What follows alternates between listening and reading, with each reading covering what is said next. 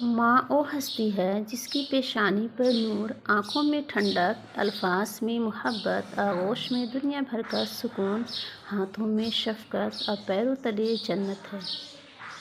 دنیا میں ماں ایک ایسا رشتہ ہے جس کا کوئی نعم البدل نہیں ہے۔ ماں سے زیادہ اولاد سے محبت کرنے والا کوئی اور نہیں۔ ماں کے قدموں میں جنت رکھی گئی ہے۔ ماں اپنے بچوں کے لیے جیتی ہے، بچے اس کی سب سے بڑی دولت ہوتے ہیں۔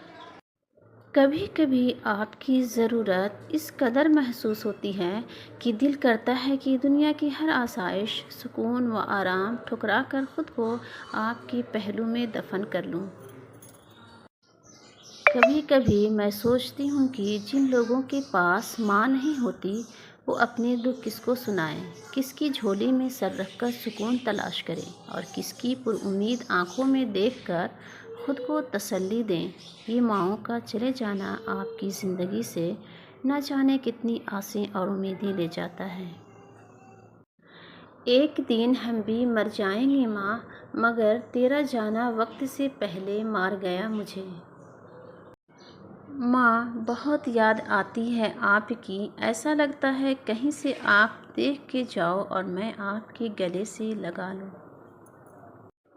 بیٹیاں تو ماؤں کے ساتھ ہی مر جاتی ہیں، پھر وہ دنیا والوں کے لیے بہو، بہن، بیوی تو ہوتی ہیں، لیکن پھر بھی وہ کبھی لاڈلی بیٹی نہیں رہتی جو اپنی ماؤں کی ہوتی تھی۔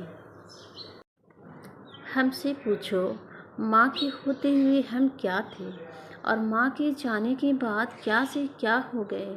ہم سے پوچھو، ماں کیا ہوتی ہے، ماں کے جانے کے بعد کیا کیا پریشانیاں ہیں، کیا کیا اذیتیں کاٹنی پڑتی ہیں۔ ماں اکیلی نہیں جاتی، خوشیاں، رونقیں اور سکون ساتھ لے جاتی ہیں۔ یا اللہ میری ماں کی مغفرت فرما، آمین۔ پتہ ہے انسان کی آدھی موت تو اس دن ہو جاتی ہے جب گھر سے ماں جیسی ہستی رخصت ہو جاتی ہے۔